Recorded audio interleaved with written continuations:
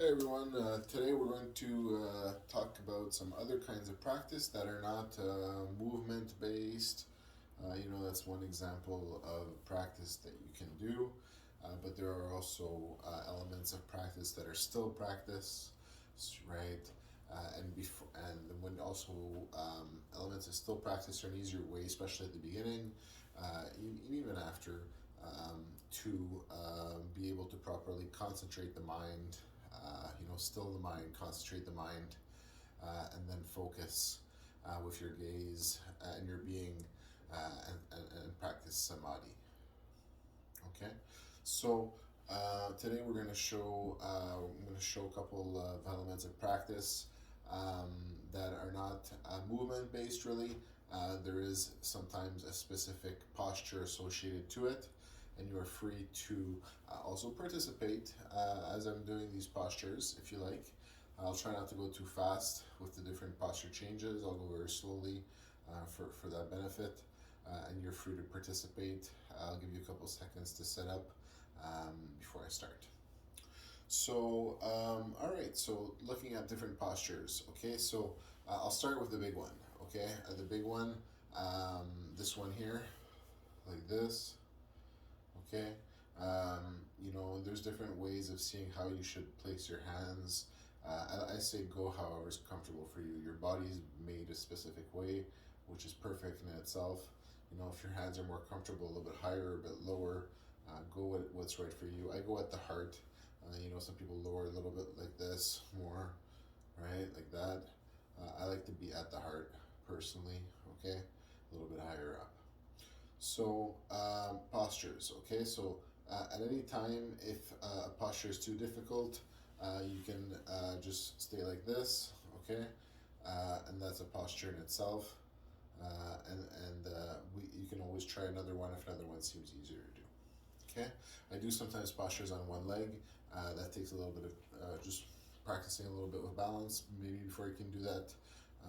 So if you don't push yourself, if you don't feel ready for that, you can always take a look at that later. So you can always do the same posture with two legs if you see I'm doing a posture rather than lifting the leg. So find one that's comfortable for you. There's no strict rule you have to do this posture, but I'll show some good ones. Okay. So this one here, like this, like this, like this. Sorry. Okay. And like this. And then this posture here, eventually, you practice a posture, everything about how you hold the posture changes. Your shoulders go back, you get more comfortable with the posture, your head strains, your spine straightens out, and then you're practicing the breath, for example, 4 seconds in, 4 seconds hold, 4 seconds exhale, 4 seconds without breath, and repeat. At the same time, you're having no thought. You're not even thinking about what you could attain with that practice. You're just no thought. And then with your gaze, what you want to do is you want to have your gaze focused about, let's say 6 inches, just at the end of your 6 inches of your vision, basically, right? And then that's where it happens, right? That's where it happens. If you hold this posture and do this practice, I did see Brahman. So Brahman, basically holding this posture, all the world around me, I was immersed in another world, basically. And what it is basically is just one stretch of water, okay? And you see a drop fall into the water, and the ripple of that drop move starting from there as a drop makes its ripple in a circle in the water. Okay, and understanding that Brahman with the drop, that's your intent, your intention, if you will, and then basically moving the change, basically, of your impact hitting Brahman, moving, as a wave, and as it moves, moving at the top, but also moving at the bottom. Okay, coming to that concept as above, so below as well. Okay, so this is a great posture right here. Okay, and basically you can practice that, go to parks, practice it, just look at beautiful things like water, You know, I suggest practicing by rivers, things like that. In parks, you can switch legs when one gets tired, and then just practice, right? But don't forget to do your other practice too, so that you can get that proper training as well as at the level of the stillness of your mind, your breath, your concentration, your samadhi. Another posture you can use, I'm going to just go on the other leg. This one here is like that. That's a great posture right there. Okay, you can hold that posture for a while, and basically that posture there. Once again, all the postures, if you can incorporate your practice of the stillness of the breath, stillness of the mind and the breath, and also incorporate um, all the different elements that you can find, for example, as detailed in the first video on this channel. That'll help you. Okay, another posture like this.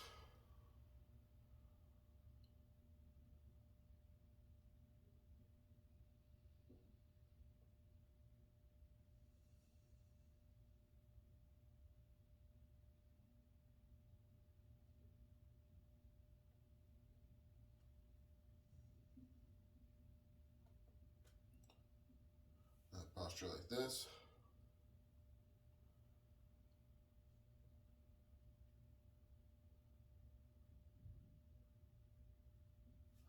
Another posture is just this one.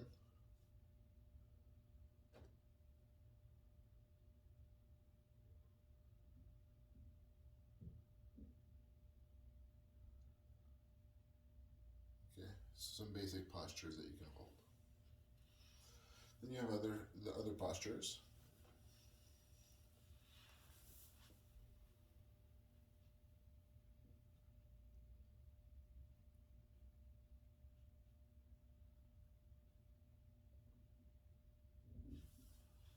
Right?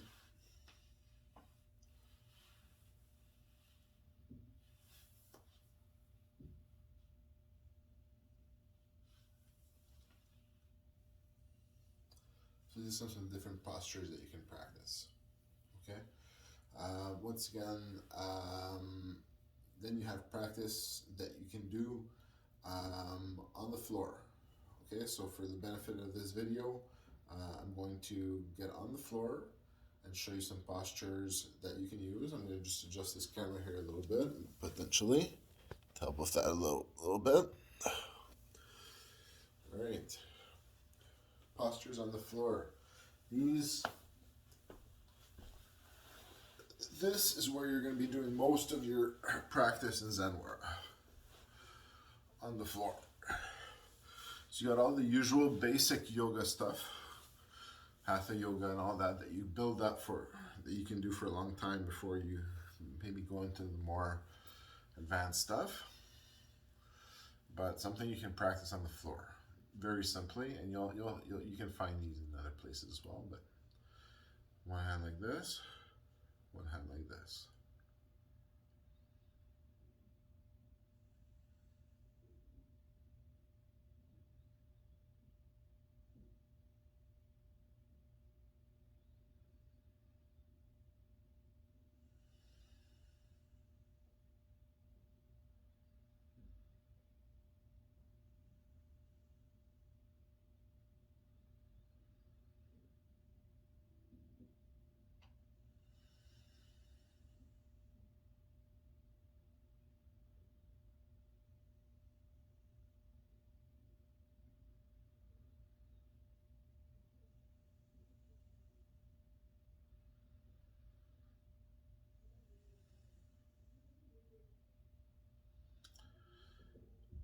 Other postures you can use,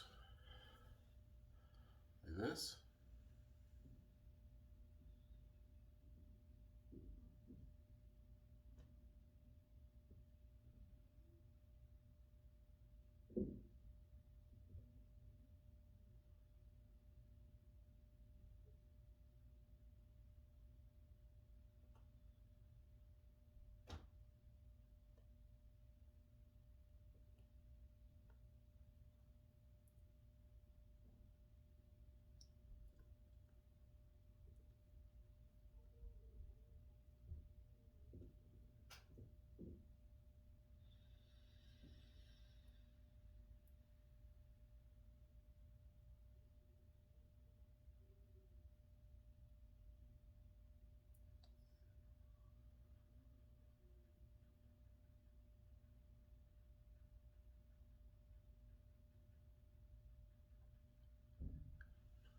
Other postures you can practice like this.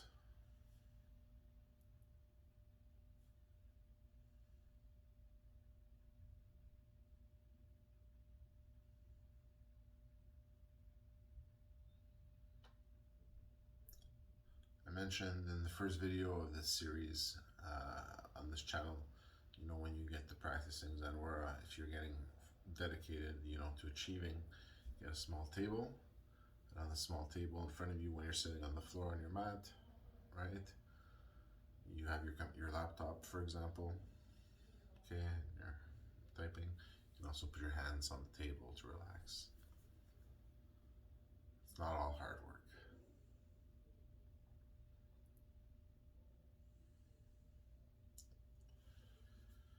Other poses you can do.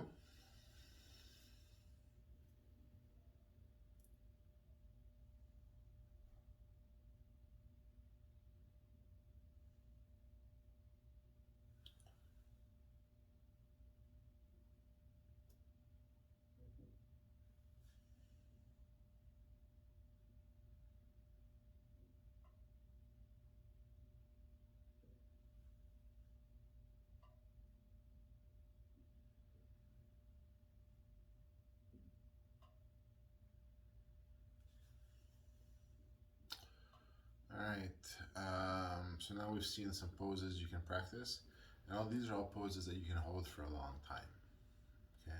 You can add to your regular practice, right? So you maintain the pose as you practice the other elements of the breath, you know? I didn't necessarily go through that whole process while talking and showing you. Okay. So thanks for listening. That's showing you some different practices. It's not all the dancy. I've got a couple videos out there, moving hands and all that stuff. It's holding poses, meditation, and that's the major part of your practice. Eventually, you're going to be meditating in all your daily poses that you do. So you practice one pose of meditation to kind of have that channel to go through, but eventually you're meditating it all the time and shutting it off when you want to shut off and focus more on mundane stuff and all that stuff. So thanks for listening and have a great one.